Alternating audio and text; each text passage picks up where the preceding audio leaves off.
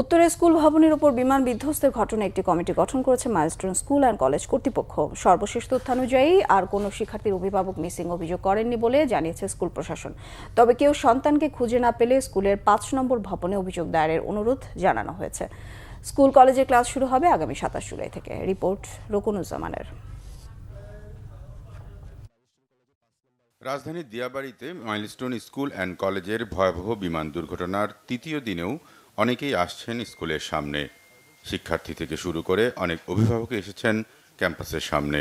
স্কুলের প্রধান ফটক বন্ধ, দর্শনার্থী, সাংবাদিক কাউকেও ভেতরে প্রবেশ করতে দেয়নি নিরাপত্তা প্রহরীরা। স্কুলের ভিতরে মোতায়েন রয়েছে আইনশৃঙ্খলা বাহিনী। স্কুলটির পরিচালক রাসেল তালুকদার জানান, নতুন করে আর কোনো শিক্ষার্থী নিখোঁজের তথ্য নেই।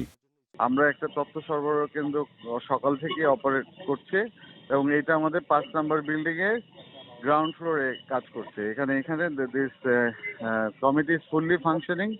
এখানে আমরা প্রত্যেক ফর্মের আমাদের স্কুলের যে সেকশনের যে ফর্মগুলো ছিল সেই তাদের রেজিস্ট্রেশন, স্টুডেন্ট এনরোলমেন্ট লিস্ট যেটা বা স্টুডেন্ট লিস্ট যেটা, সেটা নিয়ে টিচাররা বসছেন এবং যেই সব প্যারেন্টস আমরা টালি করার চেষ্টা করছি যে যদি কোনো প্যারেন্টস এখনো ক্লেম করে যে তার বাচ্চা মিসিং, সেগুলো রেজিস্ট্রেশন করা বা কারো কোনো, শুধু তাই না, যাদের ডিএনএ টেস্ট করতে হবে বা যারা মনে করছে যে আমাদের বার্ন ইউনিটে আমাদের চিকিৎসা মেডিসিনের হেল্প লাগবে বা কোনো অপারেশনাল হেল্প লাগবে বা এনি টাইপস অফ হেল্প যেটা লাগবে, সব কিছু আমরা এই ইনফরমেশন সেন্টারে রেকর্ড করছি এবং সেগুলো প্রোভাইড করার জন্য কলেজ এবং সরকারের পক্ষ থেকে ফুললি ইকুইপড অ্যান্ড প্রিপেয়ার্ড।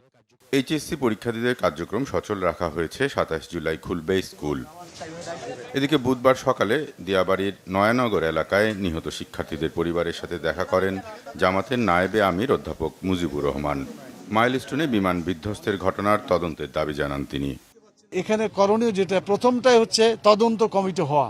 সরকারের পক্ষ থেকে এই তদন্ত কমিটি হয়ে যথাযথভাবে এটার কারণ খুঁজে দেখা এবং কোনো যদি কেউ দায়ী থাকে তার ব্যাপারে আইনগত ব্যবস্থা নেওয়া, যাতে ভবিষ্যতে এই ধরনের বড় দুর্ঘটনা আর না ঘটে।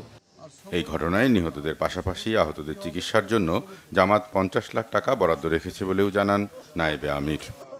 রকুনুজ্জামান, বাংলা ভিশন, ঢাকা।